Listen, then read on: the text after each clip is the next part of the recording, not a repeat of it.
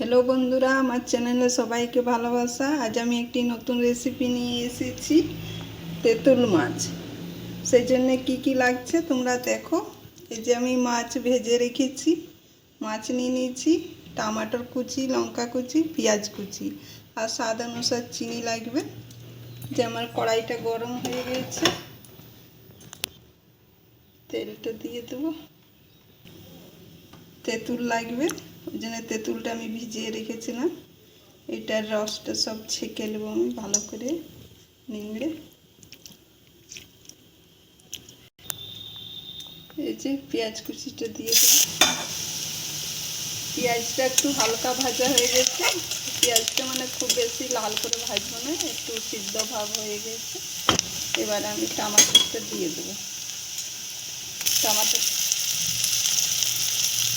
টমাটোটা একটু সিদ্ধ ভাব হয়ে যাবে। এবার আমি নুন দিয়ে দেবো, হলুদ দিয়ে দেবো। টমাটোটা গলে গেছে, এবার আমি চিনিটা দিয়ে দেবো। চিনিটা দিয়ে একটু গলে দেবো। এটা তেঁতুল মাছে মশলা কিছু লাগবে না, তেঁতুলের জলটা এবার আমি দিয়ে দেবো।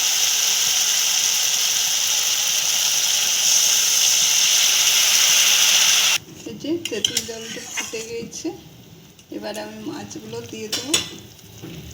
আর কি বলে, এটাতে আমি জল দিইনি, শুধু তেঁতুলের জলটাই দিয়েছি। ভালোভাবে ফুটে যাবে, একটু মাছের ভিতরে ঢুকবে। আর একদিন বানাই 2-3 দিন তোমরা রেখে খেতে পারো, নষ্ট হবে না। টক মিষ্টি টেস্ট খুবই ভালো লাগবে। একটু ফুটে যাক।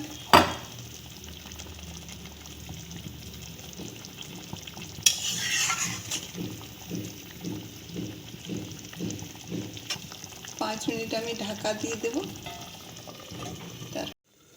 এই যে ঢাকাটা খুলে দেখছি,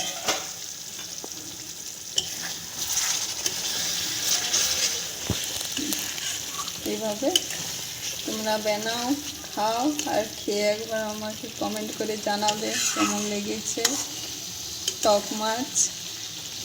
আর লাইক করবে, শেয়ার করবে, সাবস্ক্রাইব করবে আর সঙ্গে থাকবে।